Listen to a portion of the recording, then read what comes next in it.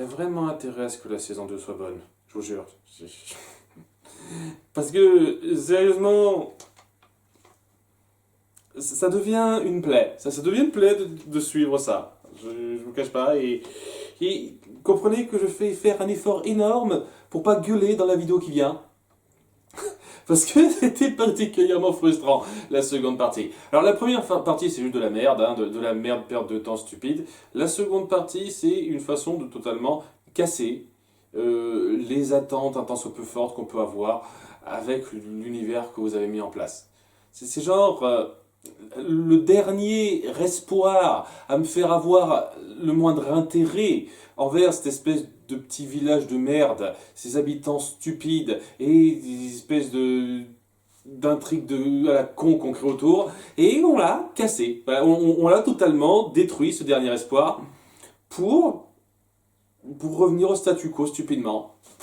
Et rendre ça quasi caduque, à 2-3 détails près. Alors peut-être que je me trompe, peut-être que ça aura un lien par la suite, mais je vous jure, bref, on va parler rapidement de la première partie, qui est de la merde en boîte. Il n'y a rien à tirer de ça, à part une espèce de petite morale à la con. Ah, les frères et sœurs doivent s'épauler en dépit des intempéries, du fait qu'ils se supportent pas très bien de temps en temps. On crée des circonstances débiles qui vont nulle part. Voilà, ils se rendent au théâtre où il y a une souche qui est suffisamment grande pour qu'ils puissent s'asseoir tous les deux, Sprig et Polly, mais il y a Hop Hop qui force Sprig à laisser sa place à Polly uniquement, histoire de bien appuyer grossièrement le conflit entre eux. Ah, on me force toujours à céder ma place pour elle, c'est toujours elle qui est pas en priorité, j'aime pas ça. Et ça va être évidemment exacerbé avec l'intrigue complètement moisie qu'on met en place, où donc les gens qui devaient se produire sur scène ne sont pas là parce qu'ils ont été bouffés en route. Tout le monde dit oh c'est dommage, bien entendu, ils voient pas ça comme un drame parce que c'est une putain de cartoon de merde. Et ils sont un petit peu déçus de ne pas avoir de spectacle, et c'est là que Cam dit attendez, j'ai mieux, j'ai des films, je peux vous montrer en faisant grossir l'écran de mon iPhone, un film que j'ai dessus, et c'est ce qu'elle fait. Voilà, hein. Un film qui déjà au passage est en une seule partie, qui n'a pas de suite, ce qui est déjà un truc de connasse, parce que tu sais pertinemment que tu pourras pas leur montrer la suite là où t'en es, mais c'est bien Anne, vas-y quoi. Et donc le film en question, c'est sur trois ados qui sont dans le futur. C'est une espèce d'exagération débile des formules typiques qui essaye d'être drôle, qui n'est pas plus que ça. Mais l'important c'est que, ouais, il y a deux mecs et une fille, et son cœur balance entre les deux, parce qu'il y en a un c'est un gros sensible, et l'autre c'est une bonne montagne de muscles bien viril, quelque chose de ce genre-là.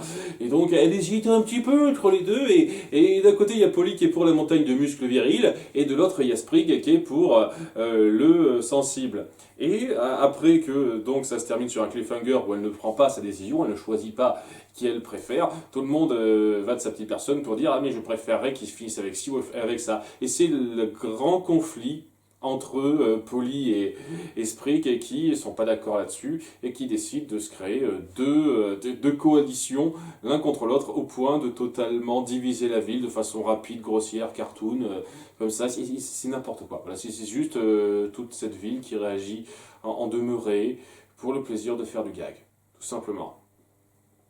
Et si c'est le genre de truc qui vous fait rire, tant mieux, mais c'est tout ce que c'est, quoi. C'est juste du gros gag gras débile qui aide pas une seule seconde à poser un temps soit peu sérieux de votre univers et qui rend cette ville déjà complètement inconséquente et sans intérêt, quoi. Je suis censé m'attacher à cette ville, je suis censé m'attacher à ces gens, non? Non. Et si c'était seulement cette ville, non, c'est également Polly et Sprig qui réagissent débilement, de façon excessive, parce que, c'est drôle, quoi. C'est ça le truc. C'est le délire, il y a Anne et Hop Hop qui essayent d'arranger les choses en faisant un peu n'importe quoi, ça m'énerve que dalle quoi, c'est juste histoire de forcer un petit peu ce truc où Sprig se sent délaissé parce que c'est toujours lui qui doit concéder alors qu'il veut pas, mais alors que ça va de plus en plus loin les affrontements et que Polly menace de se faire lancer des tonnes de fruits à la gueule dans un ralenti complètement illogique puisque ça prend 3 plombes à lui venir dessus, mais pendant ce temps-là, il y a Sprig qui a le temps d'avoir une réflexion d'une trentaine de secondes. Donc voilà, ralenti complètement irréaliste, mais c'est pas grave. Et il se dit, hello, je ne peux pas laisser faire ça parce que je suis quand même son grand frère, dois la protéger. Et il se prend les fruits à la gueule, on en fait des caisses alors que bon, il s'est juste pris des fruits à la gueule.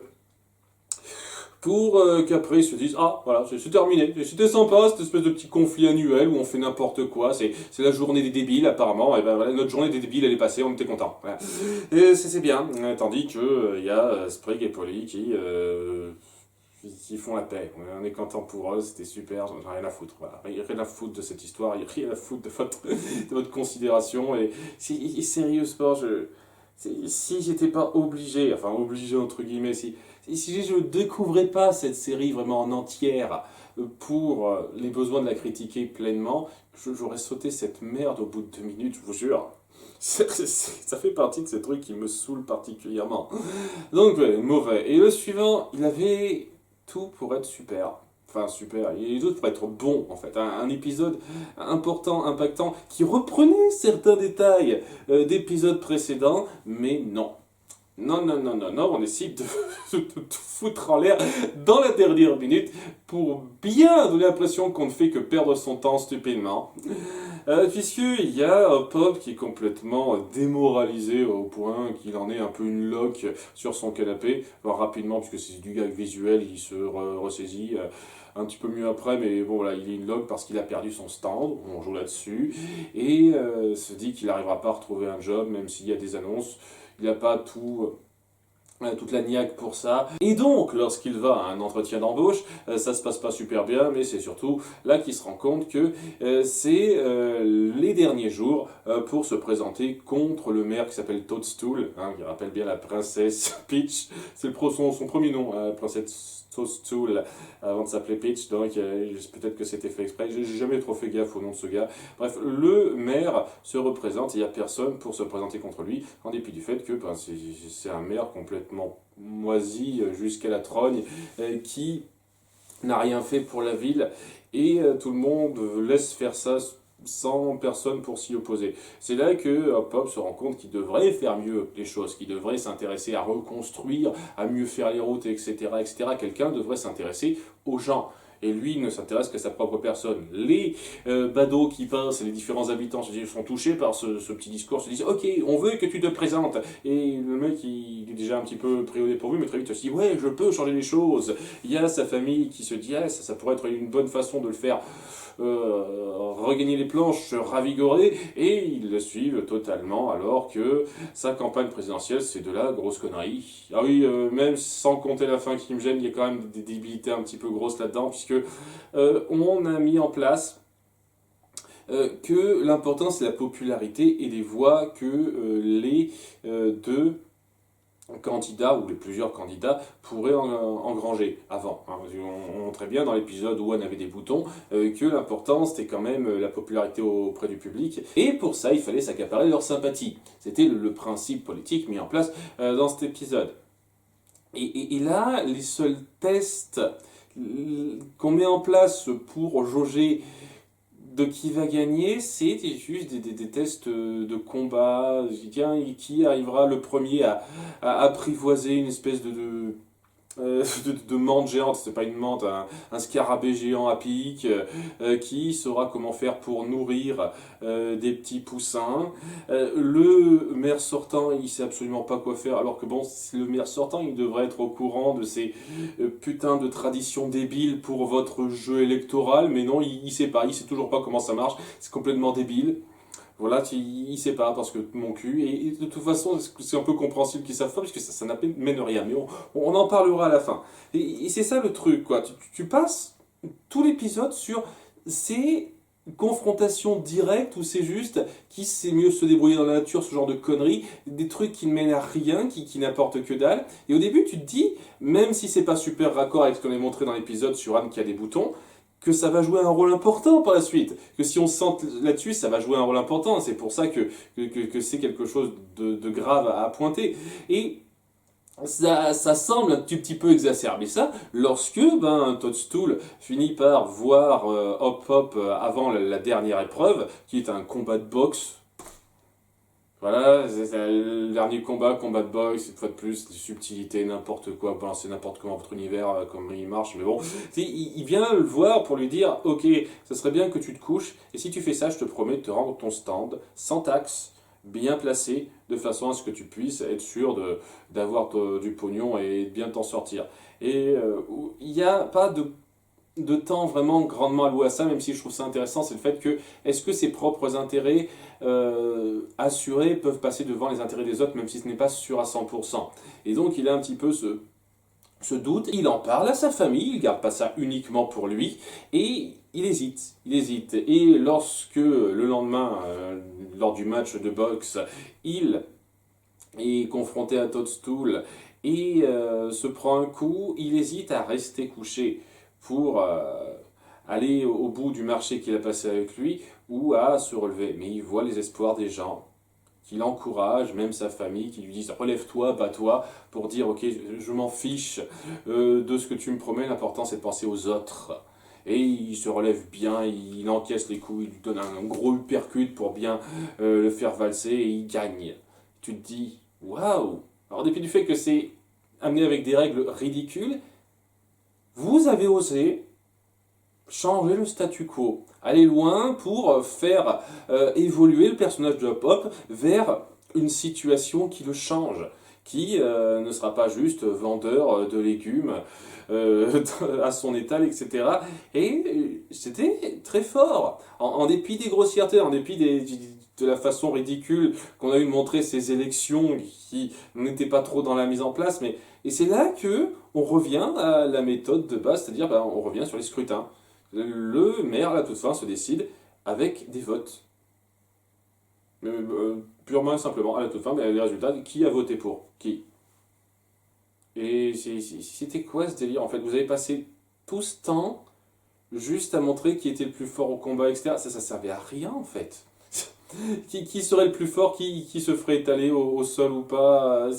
L'opinion populaire n'aurait pas changé par rapport aux promesses. Même les gens du coin sont pas cons à ce point-là. Donc c'était de la grosse perte de temps débile qui menait à rien en fait.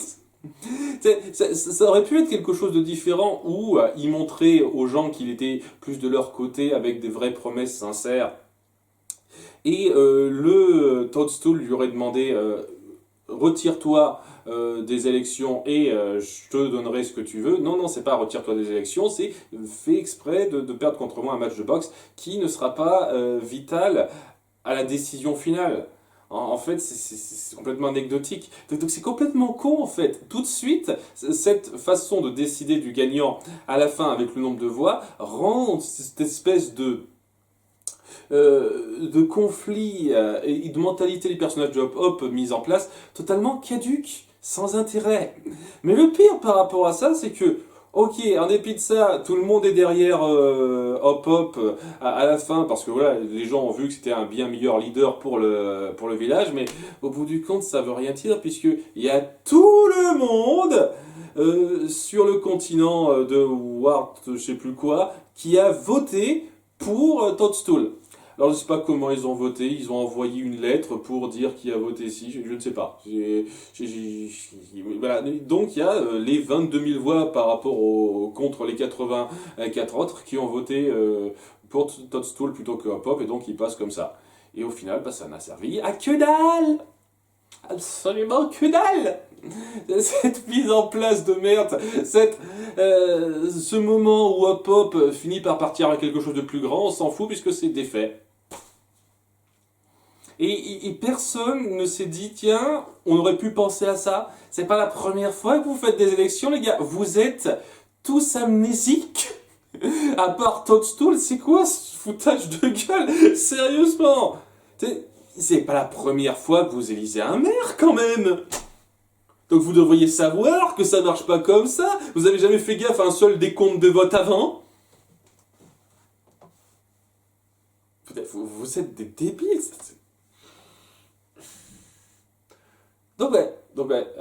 Il savait pas qu'il fallait convaincre tous les gens sur tout le continent. Une fois de plus, je sais pas exactement comment ils ont pu compter les votes de tout le monde comme ça, mais bon, c'est pas comme s'ils avaient la télé, ils se mettaient leurs informations de quelle façon, non, mais bon. Et Tout est défait. Il y a Hop Hop qui est quand même un petit peu revigoré parce qu'il a compris qu'il pouvait lutter pour les autres et être victorieux à un certain degré, même si c'est pas complètement le cas. Et histoire de dire qu'au bout du compte, toute cette intrigue, tout ce moment où il a perdu son stand, où il est tombé bas et où il devait retrouver quelque chose, n'amenait pas à grand chose, revenait au même, ben, il y a la population qui a décidé de lui ériger son stand. On t'a reconstruit un stand, on l'a remis sur la place publique et tu pourras continuer à faire ce que tu faisais avant. Ce qui veut dire qu'absolument tous les épisodes centrés là-dessus n'amenaient à rien à part une petite affirmation passagère du caractère de notre personnage. Voilà, voilà. Voilà. Vous m'avez fait perdre mon temps. Vous auriez pu terminer sur un moment super fort où Hop Hop serait devenu le nouveau maire, aurait une nouvelle responsabilité, ce serait difficile à gérer pour lui, ça aurait changé la dynamique, vous auriez changé un peu le statu quo, ça aurait été... J'aurais eu énormément de respect, mais allez vous faire enculer. Allez vous faire enculer, voilà, c'est ça. Et en plus, c'est même pas logique, quoi. C'est bien beau de lui réériger un stand, tout ça, c'est vous qui payez les taxes. Parce que je rappelle quand même, je précise que la seule raison pour laquelle il ne peut plus vendre, c'est pas parce qu'il n'a plus son stand, c'est parce qu'il n'a plus les droits d'en avoir un. C'est pas exactement la même chose. Mais vous faites comme si le fait qu'il lui ait réérigé un nouveau stand, ça suffise pour qu'il puisse revendre ses légumes. Et c'est traité à la fin comme si, bah oui, s'il n'y a pas de problème, il pourra revendre ses légumes sans souci. Quoi, les taxes, il était obligé de payer, on s'en fout. Ok, bon, voilà, tous les épisodes centrés là-dessus, on s'en fout. J'ai même envie de dire que ouais, l'épisode sur Anne et ses boutons et le début de représentation du maire véreux qui a essayé de manipuler les masses pour l'élection à venir, c'est complètement maintenant du filler. Le moment où Hop Hop a perdu son stand, du filler. Le moment où il est sorti avec une vieille. Alors, la seule putain de chose qui pourrait changer ça, qui pourrait un tout petit peu remettre ça sur le tapis, c'est que c'est une espèce de copine qui s'est faite là au bal. La vieille qu'il a rencontrée au bal avec laquelle il a dansé rapidement, ça puisse aller quelque part. Mais j'ai un sentiment que ça ira pas très loin. Donc, je vais considérer ça comme du filler potentiel encore, mais je n'y crois pas des masses. Ce nouvel épisode, c'est du filler. Voilà, on a deux nouveaux épisodes filler et on a confirmation de deux anciens épisodes qui sont totalement filler. Voilà. Merci. merci. Ah, la perte de temps à l'état pur. Hein. Merci pour rien. Je t'emmerde, série. Je t'emmerde, série. Et je le redis, il y a vraiment intérêt à ce que la saison 2 aille plus loin que ça. Ils sortent de cette merde stagnante qu'on nous force à voir. Parce que je commence légèrement à regretter la première saison de Star Butterfly tout de suite. Légèrement. Enfin bon, à bientôt pour l'épisode 13. Bye.